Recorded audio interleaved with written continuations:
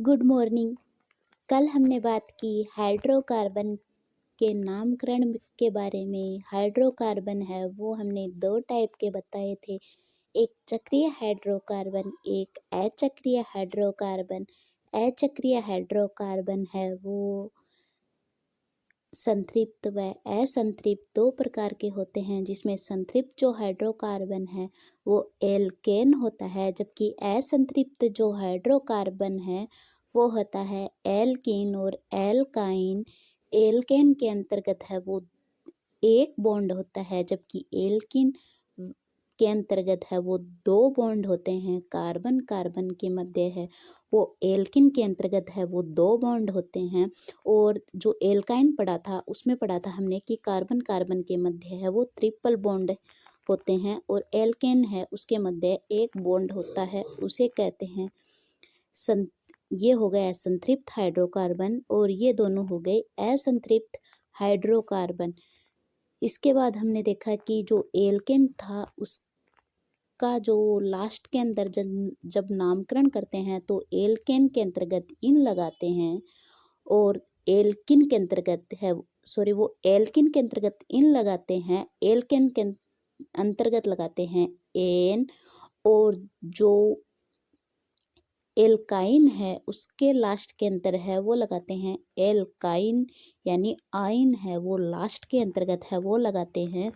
कल हमारे कुछ नाम है वो हाइड्रोकार्बन के है वो कुछ रह गए थे, आज हम उन नामों को है वो पूरा करते हैं। अगर कार्बोक्सिलिक अम्ल है उसके अंतर्गत आ जाए तो उसका जब नामकरण करेंगे हम तो ओइक लगाते हैं। कार्बोक्सिलिक अम्ल के आगे एस्टर हो यानी कि COR हो तो लगाते हैं OH।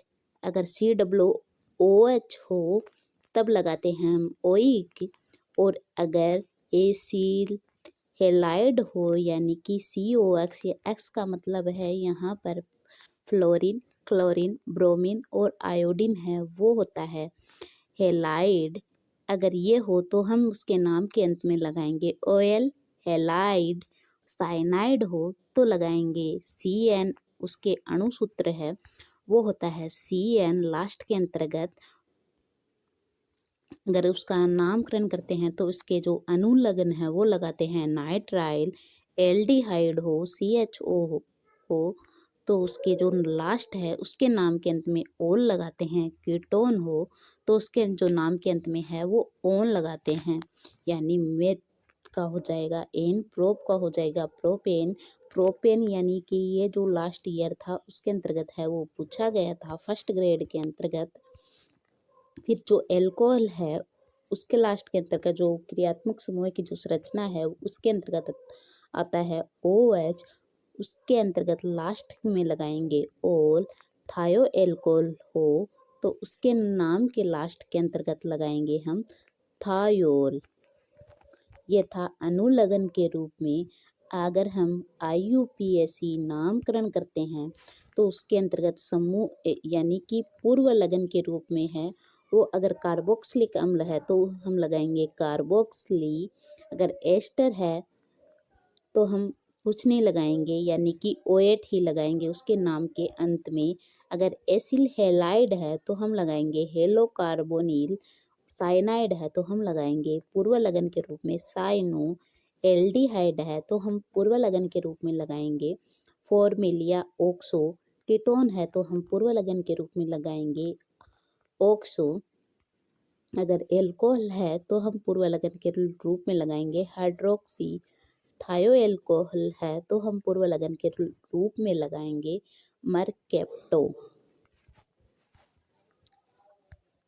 जो ये कीटोन है वो हमारी जो फर्स्ट ग्रेड की जो एग्ज़ाम थी उसमें है वो ये पूछा गया था कि प्रोपेन है, प्रोपेनोन को है वो दिया गया था, और उसमें ऑप्शन है वो दिए गए थे, तो उसका जो राइट आंसर था वो इस टाइप से है वो क्वेश्चन आते हैं। आज हम जो बहुलक है उसकी बात करते हैं कि बहुलक है वो क्या होता है। पॉलीमर छोटे छोटे अणु मिलकर जब बड़े अणु का निर्माण करते हैं तो उसे बहुलक कहते हैं। यह जो क्रिया है वो कहलाती है बहुलकीकरण।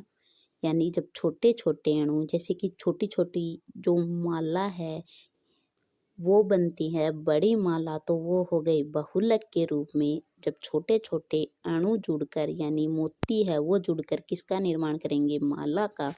उस टाइप से है कि छोटे छोटे अणु मिलकर है जब बड़े अणु का निर्माण करते हैं तो यह इसे कहते हैं बहुलक। यह क्रिया कहलाती है बहुलकीकरण। एक लक प्लस एक लक जब क्रिया करते हैं तो बनता है बहुलक। यानी बहुलक होते हैं, टाइप्स ऑफ पॉलीमर होते हैं दो टाइप की। एक होता है प्राकृतिक बहुलक, एक होता है कृत्रिम या संश्लेषित बहुलक है वो इसे कहते हैं। प्राकृतिक यानी जो हमें प्रकृति से प्राप्त हो, कृत्रिम या संश्लेषित यानी कि जो मानव द्वारा जो निर्मित हो उन्हें कहते हैं संश्लेषित या कृत्रिम। प्राकृतिक सेल्यूलोज, स्टार्च और ग्लाइकोन है वो होते हैं प्राकृतिक। एक होता है कृत्रिम, इसमें आते हैं रेसे, प्लास्टिक और रबड़ आते हैं, वो आते हैं कृत्रिम या संश्लेषित रेसे के अंतर्गत।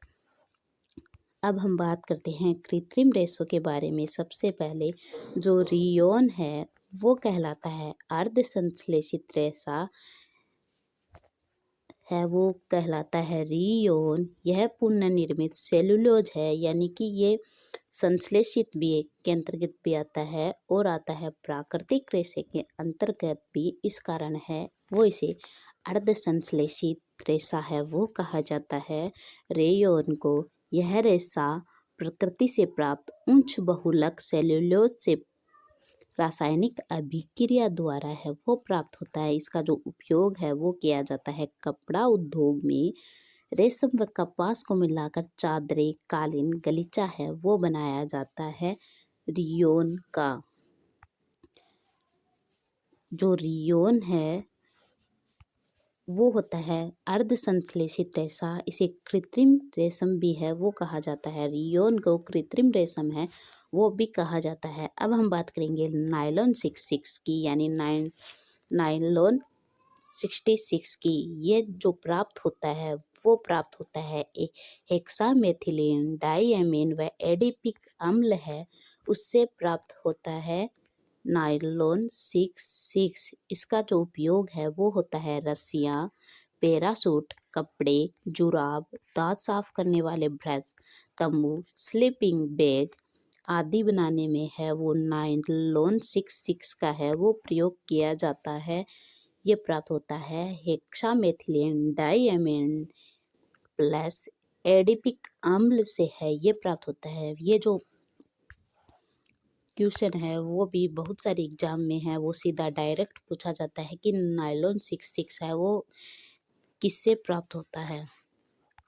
टेरेलिन जो रेशा, टेरेलिन या फिर डेक्रोन जो रेशा है वो प्राप्त होता है एथिलीन ग्लाइकोल प्लस टेरेथेलिक जो अम्ल है उसके बहुलकीकरण से है वो प्राप्त होता है टेरेलिन या डेक्रोन रेशा।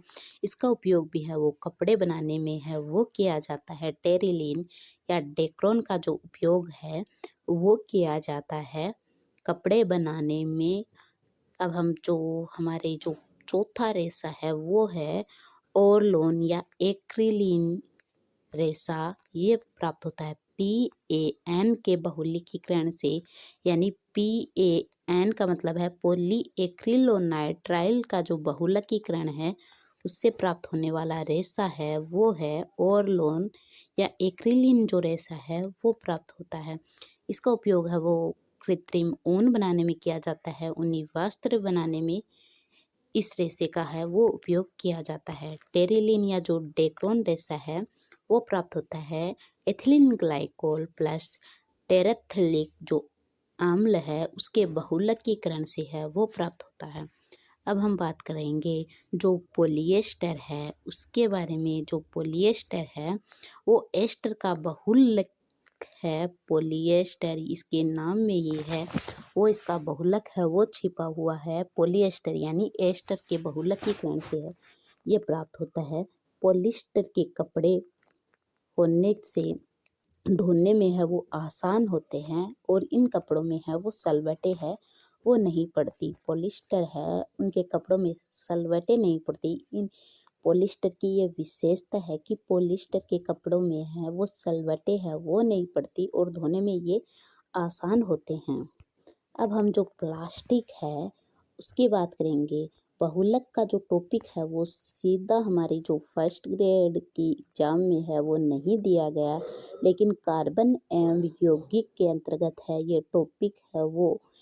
इससे मिलते जुलते क्वेश्चन है वो एग्जाम में पूछे जाते हैं। जैसे कि ये क्वेश्चन पूछ लिया प्रोपेनॉन वाला, और प्लास्टिक का भी है वो काफ़ी बार है एग्जाम में है वो फर्स्ट में पूछा गया है, इसलिए है वो ये टॉपिक है वो हम कर रहे हैं।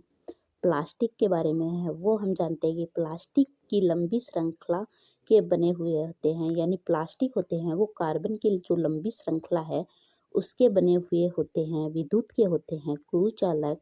प्लास्टिक संश्लेषित बहुलक होते हैं, प्लास्टिक होते हैं वो संश्लेषित बहुलक होते हैं, यानी कि इन्हें बनाया जाता है छोटे छोटे कार्बनिक अणु मिलकर है वो उच्च अणु भार वाली संरचना बनाते हैं, उसे प्लास्टिक है वो कहते हैं। यानी बहुत छोटे छोटे कार्बनिक जब अणु मिलते हैं तो एक बड़ी संरचना बनाते हैं और उसे है वो प्लास्टिक कहते हैं। वो प्लास्टिक होते हैं वो दो टाइप के होते हैं। एक होता है थर्मोप्लास्टिक यानी ताप शून्य प्लास्टिक, एक होता है थर्मोसेटिंग या ताप दृढ़ प्लास्टिक। जो ताप शून्य प्लास्टिक है, थर्मोप्लास्टिक है, ये गर्म करने पर है वो आसानी से है वो अपना आकार है वो बदल लेते हैं, और ठंडा करने पर है वो कठोर हो जाते हैं। वे प्लास्टिक जो गर्म करने पर आसानी से अपना आकार बदल लेते हैं तथा ठंडा करने पर है वो कठोर हो जाते हैं, वो होते हैं थर्मोप्लास्टिक। यानी ताप शून्य यानी थोड़ा सा ताप देंगे तो ये हो जाएंगे, अपना आकार चेंज करेंगे और कठोर हो जाएंगे ठंडा करने पर, और अपना आकार है वो चेंज कर लेंगे। जैसे कि पॉलीथीन है, पीवीसी है, पीवीसी का जो उपयोग है वो डिब्बे पानी के पाइप बनाने में किया जाता है। पीवीसी का पूरा नाम होता है पॉलीवाइनिल क्लोराइड। एक होता है पॉलीस्टायरीन, खिलौना, कंघिया और बाल्टियाँ होती है वो होती थर्मोप्लास्टिक के अंतर्गत है वो आती है थर्मोप्लास्टिक। यानी एक बार है वो अपना गर्म करने पर अपना आकार चेंज करते हैं और वापस से है वो अपना आकार है में है इन्हें ढाला नहीं जा सकता। वापस में जो थर्मोप्लास्टिक है उन्हें ढाला जा सकता है, लेकिन जो थर्मोसेटिंग यानी एक बार सेटिंग हो गई तो वापस से है इन्हें आकार में है वो वापस से ढाला नहीं जा सकता। कितना भी थर्मोसेटिंग को कितना भी जला लो, कितना भी भुजा लो, लेकिन जो थर्मोसेटिंग जो प्लास्टिक है वो एक बार डाले जाएंगे। थर्मोप्लास्टिक को है वो अलग अलग है वो आकार में है वो ढाला जा सकता है थर्मोप्लास्टिक को। अब हम बात करेंगे थर्मोसेटिंग के बारे में। थर्मोसेटिंग है वो गर्म करने पर और अधिक गर्म हो जाते हैं।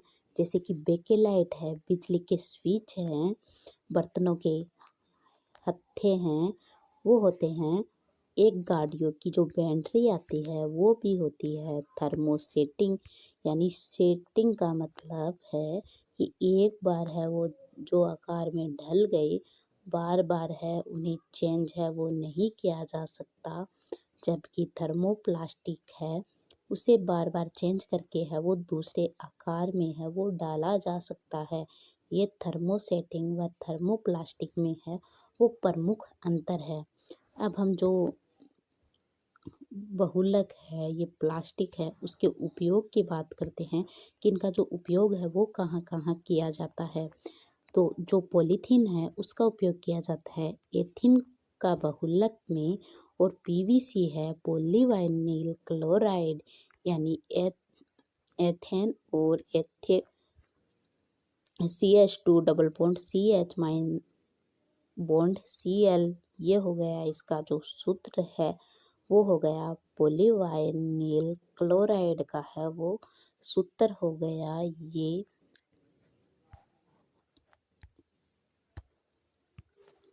जो पीवीसी है इसका उपयोग किया जाता है जो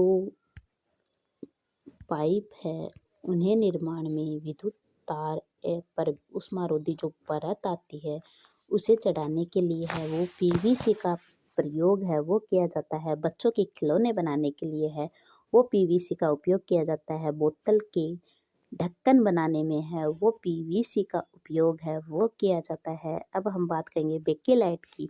फिनोल और जो फॉर्मेल्डिहाइड का जो बहुलक होता है वो होता है बेकेलाइट। बेकेलाइट का जो उपयोग है वो किया जाता है ऊष्मा व विद्युत रोधी प्लास्टिक होने के कारण है इसका उपयोग है वो किया जाता है। यानी बेकेलाइट है वो स्विच बोर्ड के निर्माण में है वो सबसे अधिक है वो उपयोग किया जाता है। और बर्तनों के जो हैंडल होते हैं उन्हें निर्माण में है वो बेकेलाइट का उपयोग किया जाता है। टीवी और एसी के निर्माण में है वो बेकेलाइट का है वो उपयोग किया जाता है। अब हम हमारा जो चौथा प्लास्टिक है वो है मेलेमाइन। मेलेमाइन है यह फॉर्मेल्डिहाइड का है वो बहुलक होता है। इसका उपयोग है वो आग प्रतिरोधी प्लास्टिक होता है ये। इसका उपयोग अग्निशामक में जो काम करने वाले व्यक्तियों के है वो कपड़े बनाने में है वो मेलेमाइन का है वो उपयोग किया जाता है। रसोई घर की टाइल्स है उसे बनाने में है वो मेलेमाइन का उपयोग है वो किया जाता है। क्यों किया जाता है? क्योंकि जो अगर आग वगैरह लग जाए तो ज़्यादा है वो आग फैले नहीं, इसलिए है वो मेलेमाइन का है वो उपयोग किया जाता है। अब हम बात करेंगे टेफ्लॉन की। जो टेफ्लॉन होता है उसे कहते हैं टेट्राफ्लोरो एसीटेट का जो बहुलक होता है उससे प्राप्त होता है टेफ्लॉन। इसकी सतह पर जल व तेल है वो नहीं चिपकता, इस कारण इसका उपयोग नॉन स्टिक सतह वाले बर्तन बनाने में है वो किया जाता है टेफ्लॉन का उपयोग। अब हम जो बात करेंगे वो बात करेंगे रबड़ की। जो रबड़ है उसका उपयोग है वो किया जाता है ये पादप के लेटेक्स भाग से है वो प्राप्त होता है रबड़। पादप कौन सा? हेनिया ब्रोंसेलेंसिस जो नामक जो प्लांट्स है उससे प्राप्त होता है रबड़। जो रबड़ होता है वो भारतीय रबड़ है वो प्राप्त होता है फाइकस इलास्टिका नामक जो पादप है उससे प्राप्त होता है रबड़। भारत के अंतर्गत प्राकृतिक रबड़ होता है, एक होता है कृत्रिम रबड़। प्राकृतिक रबड़ होता है वो आइसोप्रीन का बहुलक होता है। रबड़ प्राप्त करने की जो क्रिया होती है उसे कहते हैं वाल्कीकरण। एक होता है कृत्रिम रबड़ जिसमें ब्यूना एस है वो काम में है वो लिया जाता है। ब्यूना एन है इसका जो ब्यूना एन है उसका नाम होता है ब्यूटाडाइन एवं एक्रिलोनाइट्राइल है उससे निर्मित होता है ब्यूना एन। और ब्यूना एस है वो प्राप्त होता है ब्यूटाडाइन व स्टायरीन से है वो प्राप्त होता है ये ब्यूना एस। आज है वो हमने बात की जो प्लास्टिक है बहुलक है उनके बारे में। कल है वो हम हमारा जो नया टॉपिक है वो शुरू करेंगे। गति के नियम है वो शुरू करेंगे। आज हमारे जो फर्स्ट ग्रेड एग्जाम है उसमें जनरल साइंस में बायोलॉजी व केमिस्ट्री के जो टॉपिक थे वो पूरे हुए हैं। कल से हम फिजिक्स के 2 टॉपिक हैं उन्हें पूरे करेंगे। कल हम गति एवं गति के नियम हैं उनके बारे में है वो पढ़ेंगे। धन्यवाद।